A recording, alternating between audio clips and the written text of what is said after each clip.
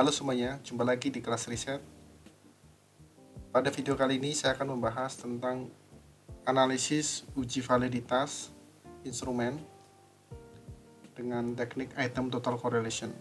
Jadi pada video kali ini ada 4 hal yang ingin saya sampaikan. Pertama adalah sekilas mengenai uji validitas, kemudian nanti yang kedua adalah praktik uji validitas dengan item total correlation, dan yang ketiga menuangkan hasil ujinya dalam publikasi internasional dan nasional itu seperti apa, dan terakhir adalah tips agar kuesioner yang kita buat itu sebelum kita lakukan analisis uji validitas secara statistik itu sudah diusahakan mendekati ciri-ciri kuesioner yang valid. Saya akan menyampaikan dahulu mengenai sekilas mengenai uji validitas. Jadi secara umum, uji validitas dapat diartikan sebagai sebuah pengujian untuk menunjukkan sejauh mana alat ukur yang kita gunakan atau kuesioner yang kita gunakan itu mampu mengukur apa yang mau kita ukur. Jadi ini lebih tepatnya kaitannya dengan uji ketepatan atau kebenaran dari kuesioner yang kita gunakan. Contohnya, ketika kita mau mengukur kepuasan pelanggan, kuesioner dikatakan valid ketika indikator-indikator yang digunakan mampu secara tepat mengukur tingkat kepuasan pelanggan. Nah, dalam literatur banyak bentuk-bentuk uji validitas. Nah, pada video kali ini saya akan membahas 2 bentuk uji validitas. Yang pertama adalah content validity, yaitu adalah pendekatan rasionalitas dalam menguji kuesioner. Jadi pendekatannya secara rasional untuk mengetahui apakah indikator-indikator yang kita gunakan sudah tepat atau belum. Caranya bisa digunakan dengan 2 hal, bisa menggunakan penilaian dari para ahli untuk menentukan apakah kuesioner atau instrumen yang kita gunakan itu sudah tepat atau belum. Yang kedua, bisa menggunakan dengan instrumen-instrumen dari penelitian-penelitian terdahulu yang sudah memenuhi kriteria valid. Jadi kita bisa adopsi langsung dari penelitian-penelitian terdahulu, kita gunakan dalam penelitian yang mau kita lakukan. Yang kedua adalah construct validity. Jadi teknik ini menguji kuesioner dengan pendekatan statistik. Jadi menguji secara statistik seberapa baik, seberapa tepat indikator yang digunakan mampu mengukur yang mau kita ukur. Salah satunya bisa menggunakan faktor analisis dan item total correlation. Pada video ini kita akan hanya membahas pada teknik item total correlation. Nah, cara berpikir dari item total correlation adalah indikator-indikator yang kita gunakan akan kita korelasikan dengan nilai dari keseluruhan variabel yang mau kita ukur. Contohnya adalah tadi, ketika kita mau mengukur kepuasan pelanggan, kita menggunakan 5 indikator untuk mengukur kepuasan pelanggan. Masing-masing indikator itu akan kita korelasikan satu-satu terhadap nilai dari keseluruhan variabel kepuasan pelanggan. Perlu dicatat juga ketika kita mau melakukan uji item total correlation atau uji validitas itu minimal 30 responden jumlah datanya. Nah, bagaimana untuk menentukan kriteria kuesioner dikatakan valid ketika R hitung lebih besar daripada dengan R tabel, atau p-value-nya atau nilai signifikansinya lebih kecil atau sama dengan nilai alfa. Nah, di sini contohnya kita akan melakukan penelitian atau pengukuran tentang kepuasan pelanggan, pengaruhnya terhadap loyalitas pelanggan. Pengukuran kepuasan pelanggan kita gunakan 5 indikator, kemudian loyalitas pelanggan kita ukur dengan 4 indikator. Jadi totalnya ada 9. Nah, bagaimana cara melakukan analisisnya dengan item total correlation? Kita langsung ke SPSS-nya.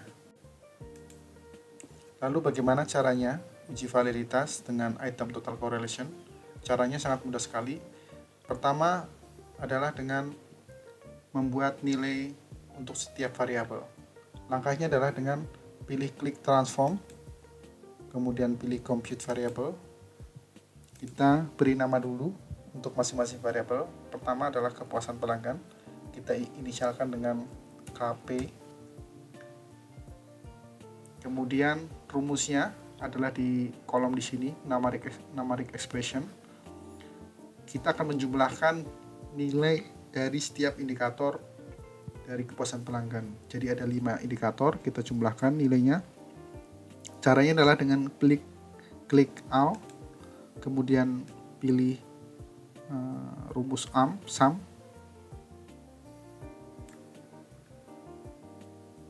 Kita taruh ke atas, klik di sini, maka akan muncul di numeric expression-nya, kolomnya.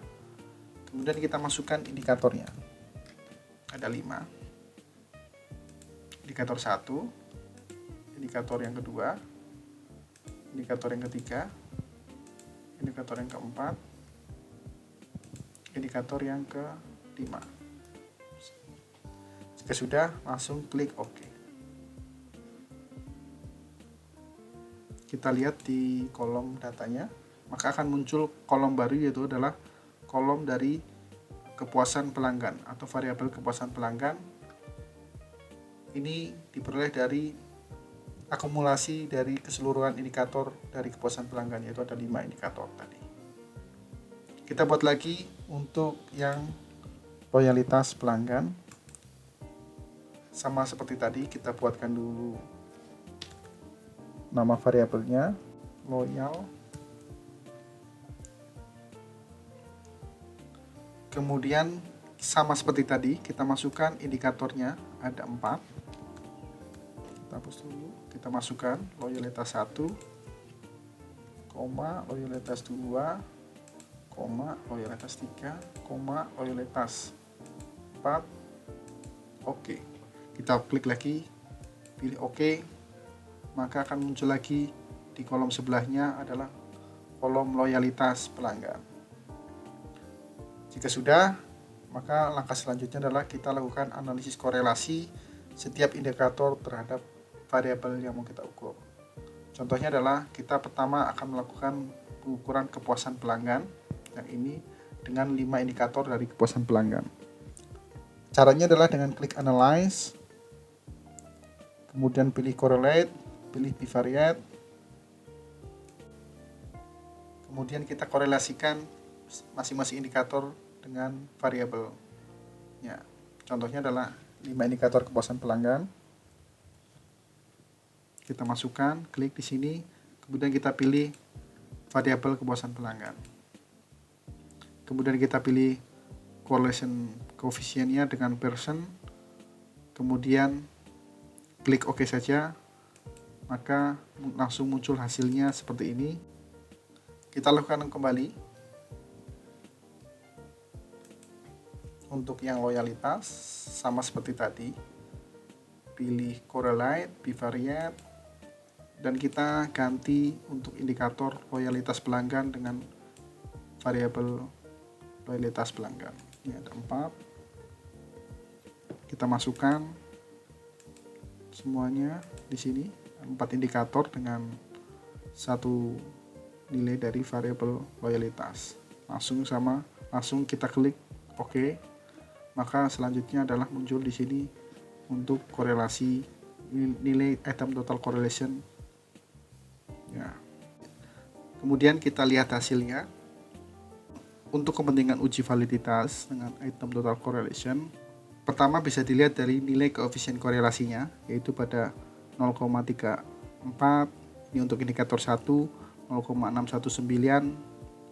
Ini untuk indikator kedua, 0,541. Untuk indikator ketiga 0,638, untuk indikator keempat, dan 0,402 untuk indikator kelima. Bisa dilihat di sini indikatornya cukup baik, dan ini untuk mengetahui apakah valid atau tidak adalah dibandingkan dengan nilai R tabelnya. Pada penelitian ini tadi kita menggunakan jumlah sampelnya adalah sebesar 35, maka nilai R tabelnya adalah 0,333. Dengan demikian, indikator pada pengukuran kepuasan pelanggan ini semuanya bisa dikatakan valid karena nilai koefisien korelasinya lebih besar dari 0,333. Atau cara lebih mudahnya adalah bisa dilihat dari nilai signifikannya, yaitu di bagian yang bawahnya, yaitu di sini bisa dilihat 0,000, 0,000, 0,001, 0,000, 0,0117. Ini nilai signifikannya lebih kecil dibandingkan nilai alfa dengan 5%. Dengan demikian, untuk pengukuran kepuasan pelanggan, indikator yang kita gunakan tadi ada 5 itu memenuhi kriteria indikator yang valid. Contoh selanjutnya misalkan loyalitas. Di sini ada 4 indikator. Bisa dilihat hasilnya pada kolom yang kanan itu 0,682, 0,566, 0,644, 0,382. Itu masih besar dari nilai R tabelnya yaitu 0,333. Atau bisa dilihat dari nilai signifikannya juga masih di bawah dari 5%, bisa dilihat 0,000, 0,000, 0,000, 0,023, masih di bawah 5%. Dengan demikian juga untuk pengukuran loyalitas pelanggan dengan 4 indikator ini masih bisa dikatakan memenuhi kriteria yang valid. Itu adalah tadi contoh bagaimana mudahnya melakukan uji validitas dengan item total correlation.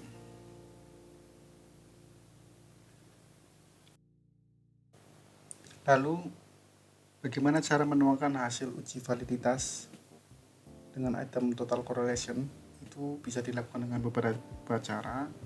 Nah, di sini saya akan menunjukkan bagaimana menuangkan hasilnya, baik itu di jurnal yang sudah dipublis secara nasional maupun internasional. Yang pertama adalah di sini saya pakai contoh judul penelitian dari Riyad Aid. Ini makalah masuk dalam kategori Scopus dengan kategori Q1. Tapi bagaimana cara menuangkannya? Ini salah satu contohnya saja. Caranya adalah dengan memasukkan nilai koefisien korelasinya saja untuk setiap indikator. Bisa dilihat di sini pada kolom item total correlation dimasukkan nilai hasil pengujiannya dengan item total correlation. Lalu untuk di jurnal nasional, cara menuangkannya seperti apa? Saya pakai makalahnya dari Ernawati di jurnal ilmiah Ibnu Sina. Ini masuk dalam kategori Sinta 3. Bisa dilihat nanti di tabelnya. Ada tabel yang menunjukkan hasil uji validitasnya, ini di tabel 2. Cara menuangkannya bisa seperti ini. Kita masukkan dulu item pertanyaannya, indikatornya ada 4. Kemudian masukkan nilai koefisien korelasinya tadi. Kemudian ada nilai batas, ini adalah nilai R hitungnya. Kemudian kesimpulannya untuk setiap indikator seperti apa. Atau cara lainnya juga bisa mengambil contoh dari makalahnya Evi Yani pada jurnal informatika. Mereka menuangkan hasil ujinya seperti ini, yaitu memasukkan hasil ujinya secara keseluruhan, dimasukkan, dibikin tabel seperti ini, dan kemudian tabel selanjutnya adalah meringkas dari hasil sebelum tabel sebelumnya. Lalu yang terakhir adalah tips agar kuesioner yang kita gunakan valid, atau ketika kita melakukan hasil uji validitas dengan item total correlation, hasilnya valid semua atau tidak ada yang tidak valid. Caranya adalah dengan content validity. Jadi sebelum dilakukan uji validitas dengan item total correlation, sebaiknya kuesioner yang kita gunakan itu sudah memenuhi kriteria content validity. Seperti yang sudah saya sampaikan sebelumnya, content validity menggunakan prinsip-prinsip rasionalitas terhadap indikator-indikator yang kita gunakan sebagai alat ukur. Caranya bisa dilakukan dengan melibatkan para ahli untuk memberikan penilaiannya terhadap indikator atau kuesioner kita.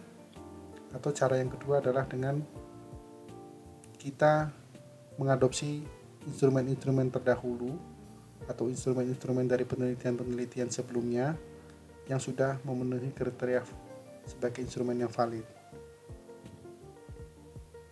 Ya, saya kira itu saja video kali ini mengenai uji validitas dengan item total correlation. Semoga bisa membantu rekan-rekan dalam melakukan penelitian. Apabila rekan-rekan mempunyai pertanyaan, silahkan ajukan pertanyaan di kolom komentar. Siapa tahu nanti saya bisa membantu. Sampai jumpa lagi di video selanjutnya.